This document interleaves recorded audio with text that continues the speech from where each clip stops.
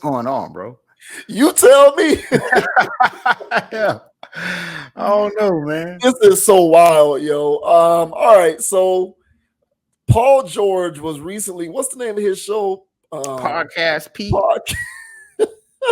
Yeah, P might stand for something else nowadays, bro. What's going on? Podcast P. So Podcast P, man. Paul George.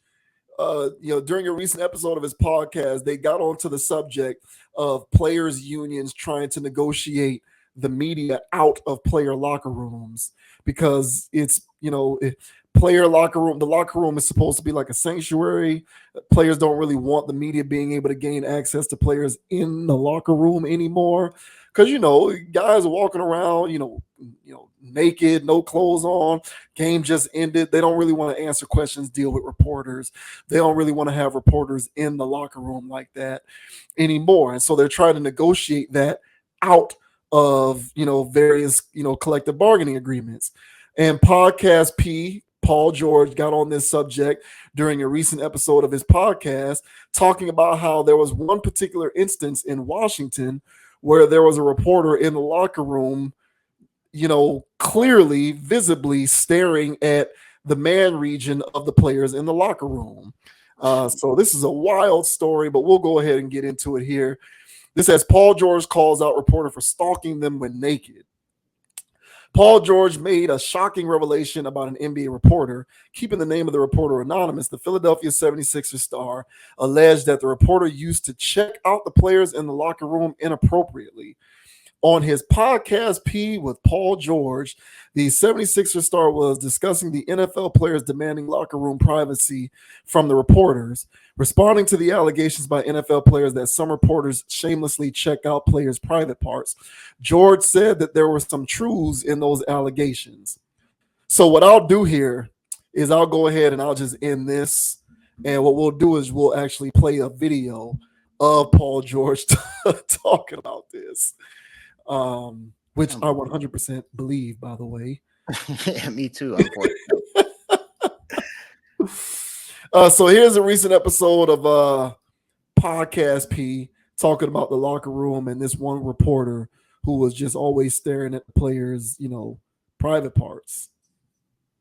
So moving on, P, I'm unsure if you saw this news, but the NFL You turn it up, son.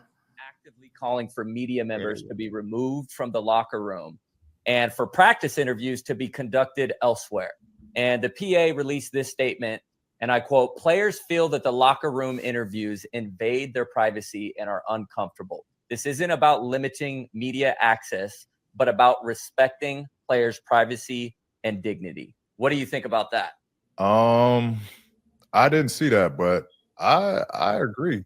So, P, other players chimed in with some very, very interesting tweets. And one former wide receiver, Torrey Smith, tweeted, and I quote, pause, "If only y'all knew how awkward some of the male reporters act. Straight meat watchers." That was a real tweet. So It sounds like there's some iffy stuff going around the whole NFL with this meat watcher, Oh, yeah, they got to stop conspiracy. Nah, there's some honest truth to that. There was an incident, and there was even way back, my time of being in the NBA where guys would talk about this situation. And there was a reporter in Washington that would look at stare at dudes' meat, like while they're in the house or while they're changing. And you got to understand, bro, the game might be over, and 10 minutes after that, all the reporters are coming in, right? And immediately after the game, you're not showering right away. You know what I mean? You might take a second to kind of process what just happened, get your thoughts and stuff together, relax a little bit, have a shake or a smoothie or whatever, drinks. You're going to chill, check your phone. And so I would say majority of the locker room, bro, they're naked. We're in towels, we're naked, we just got out the shower, we got, and then you have these reporters in there and they not staring at a wall. You know what I mean? Back up. Yeah, back up. They looking at us. They funky shit. I know it got to be funky in there. What y'all Right. get out? And that's our safe space. You know what I mean? Our locker room is our safe space to begin with. So like, you can't even talk, even if it's like an injury or like, you know, that's how stories get leaked. Like, I'm trying to talk to a teammate, like, yo, you know, I should have did this better, or should have did that better, or like so and so, dang, he missed a shot, or he turned the ball over, and now a story gets blown out of proportion because of someone ear hustling, these reporters ear hustling, and they make a story out of nothing. Yeah. And so I just think it's just our place of privacy is it should be treated as that. Like, you know, that's where we get our prepared for battle. Like, that's where we prepare for games. It shouldn't be nobody in that space. All right. So what do you think about that? What do you make of that revelation about the reporter and how players don't want reporters in the locker room anymore because some of these people are apparently just mega creeps checking out players' meets all day? I mean, I agree, man, that this is some creepy stuff. I would say that. I never understood it. I would see clips of like interviews. Guys are in their towels, Yes. you know, at least shirtless, or sometimes sitting down in their towels. Mm-hmm. And there's all kinds of microphones, voice recorders in the person's face. And I was like, damn, bro, like y'all just up in there? Yeah. And so now if I play in the league or whatever, I ain't just gonna be in there butt naked any damn way. You know, let's just get that. I don't get that part of the coach either, but I guess that's another topic. But yeah, man, I never felt comfortable with that. Even as a fan, I felt like they needed that space. But the more Paul George started to talk about it, and he was like, hey man, and it's crazy that they even have to put this in their you know, bargaining agreement or whatever. Like, that's outrageous in and of itself. It should just be, let's shut this locker room down until our guys are ready. But the fact that they even got to do this speaks to the sport overall and what they think of these athletes in the first place. And they're nothing but show horses. They're nothing but, you know, cattle, if you will. They're not really treated so much as actual men. They're just athletes. And we can treat them however they want, and they don't get privacy. Now, I don't know what the rules are for WNBA, or I don't know what the rules are for any other type of thing. But to me, this seems like, you know, this shouldn't be, whether it's male or female. And so I do agree with Paul George. They do need to respect these dudes' space. And, you know, I feel like they're going to get this passed. I don't see how they wouldn't. But it's about time men did some Me Too stuff, man. Yeah. It's about time these guys stood up for themselves, because the first time that would have happened to me would have been the last. I would have found all kinds of precautionary measures, either to take that shower extra early, or just made sure that I'm already well covered by the time these creepazoids start freaking their way up in there. But what are your thoughts, man, on podcast out here saying that hey man, our rights out here getting violated as athletes? What are your thoughts, man? Yeah, I don't get. I used to think the same thing too. Like growing up, whenever I would see players getting interviewed after games, I would wonder, like, how is this allowed for this guy to be half naked and there to be a whole bunch of reporters right in the locker room? I always thought that was a bit odd. Yeah. The only reason why there can't be a Me Too movement for men is because we not about that same kind of life, because we wouldn't look at it as harassment if it was the other way around, which is my overall point with this. Is I hear what he's saying, and I hope it does happen, because I do agree. I don't think that there's any more value you can get from a post-game interview if you do it directly after the game in the locker room versus doing it in the tunnel of the arena after the guys had 30 minutes to take a shower and put clothes on. Like, I don't see how there's a difference in terms of the sound bite that you get, or the access, or the quality of the interview. What's the difference? Why does it need to be immediately after the game when the guy's decompressing? Why can't it be in the tunnel, or on the bus, or in the hallway, or somewhere after he's had time for said decompression? So I'm with that. I hope it does happen. But something tells me that when it comes to NBA players and even NBA, when it comes to male athletes, this is a byproduct of men, reporters, and members of the media who are men being in those locker rooms. Because some of these guys are so simpish that I would imagine if it was Brittany Renner coming in there to interview them, there'd be no complaints. If Brittany Renner, Drea Michelle, and Erica Mena were all reporters for the media coming into the locker room to interview these dudes half naked, and they were staring at their meats, I don't think we'd be hearing anything about collective bargaining agreements or complaints to get reporters out of the locker room. It's strictly a matter of it being a weird type situation where you have these weird dudes in the locker room who feel like they need that access. So I hear where Paul George is coming from, but I also kind of feel like they're not all the way about that life, because in my opinion, you need to be all the way about that life, meaning no one gets in, man or woman. I don't give a damn who you are. This is my place. This is my happy place. The game just ended. Give me my 30 to 45 minutes to decompress, and I will give you guys access when I leave the locker room. Whether you are the finest chick in the world or the weirdest, creepiest dude in the world, I don't care who you are, give me my time for decompression. So I think you need to be all the way in order for me to buy that y'all are serious about this. But I have such a low opinion of a lot of these guys, unfortunately. I really do feel like if it was like women reporters, they wouldn't give a damn. Let them all in, bring them all in. We'll let y'all interview us. Hell, we won't even wear the towel. Come on in.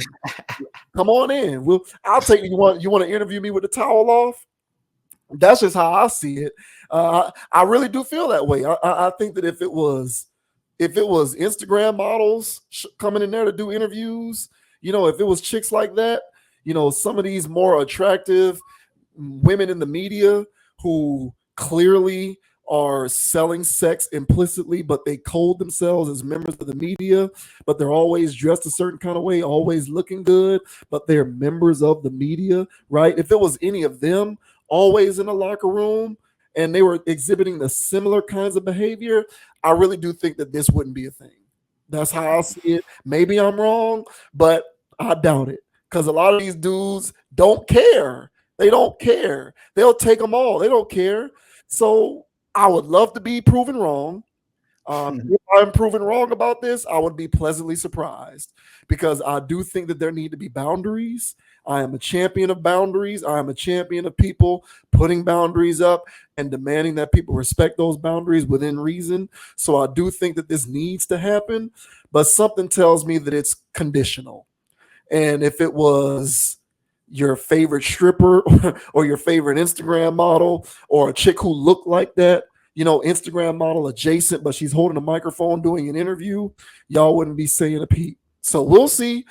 This is my first time hearing about this. So we'll see how it plays out. I do think it needs to happen, but I do think that it is boundaries being requested conditionally. So okay, but so what would they still feel the same way if the woman looked like a cave troll and she smelled like catfish and cigarettes? You think they'll care then? You think they'll walk out naked then? I think they would treat, if it was like that, they would treat them the same way as the men.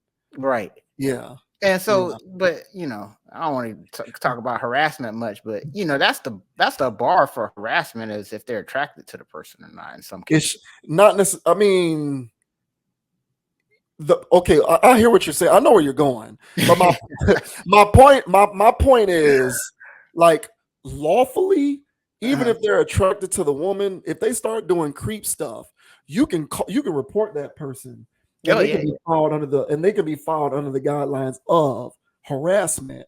So, like, the looks part of it to me shouldn't be a variable, even though it is. It is, but it shouldn't be. But I think that makes my point, that this is entirely conditional, because for me, it should be uniform across the board. No one gets in here. Yeah. But I feel like if she looked a certain kind of way, she would be getting access, and those dudes wouldn't, and they wouldn't care as much. So Yeah. I feel like y'all dudes out there, these athletes, they need to stand on business. Mhm. It's a cure all type thing. Everybody don't get in, and that's it. Period. Whether you are the baddest chick in the world, a member of the media, I don't care if you are Malika Andrews, Kendra Andrews. I don't care what you look like. It needs to be uniform across the board. Something tells me though that it's conditional, but I could be wrong. That's fair. And they'll probably get you for harassment while waving it around because you think they look good. They'll probably get your ass for harassment. But nah, I don't want her in there either. And so and this whole story gives me vibes of that creepy old man in the gym. You know him, who's always naked, sitting down talking to everybody that's walking in and out the gym. Or walking in and out the locker room. Every gym I've ever been to, there's always that creepy old man, black or white. And he's just in there naked in the locker room because he's trying to see other nakedness. He's on some weird time. And I don't feel comfortable dressing out around that guy. And I'm pretty sure these reporters have that same creepy vibe of, oh yeah, he's dropping his pants right now. Let me get a look. And it's So like, I don't feel comfortable. you think it's a Mandingo type phenomenon going on, back in the old days, it was like the mule, dress them down and let's see if they're fit for duty. Let's evaluate everything. There's some weird stuff happening with that, But I guess that's how they view athletes too, Probably so. Yeah, especially football. Yeah, I mean, these dudes are in the combine, and some of them are like wearing what looks like underwear. Which I don't get either. Doing a 40, yeah. I don't get either. So yeah, they need to have this. I'm for players' rights when it comes to this, but there might be something to that 10 minutes after stuff where they're still a little bit unhinged. They don't want these guys to actually wind down and catch themselves. They want to catch them fresh off that loss. They want that sound bite. They don't want them to decompress. And that's probably why they're going to get pushback on this. So, but hopefully they get it passed. I was never a fan of it. Hell, even just watching ESPN, and it's like, let the man have his clothes on. What's this? So, yeah, man, let these guys live, man. I don't stand for this. Me either. It's weird. I don't either. I think it's very weird. Yeah, so hopefully it goes away. Shouts out to Paul George, man. Another one of these guys who are always hurt. Every year they sell us a bag of goods. Oh, this team's gonna be good. They got Paul George, and then right on cue, oh, Paul George is hurt. So it's crazy how that works. Seriously, I mean, always hurt. Like the guy's just never healthy. So good luck, podcast P. Yeah.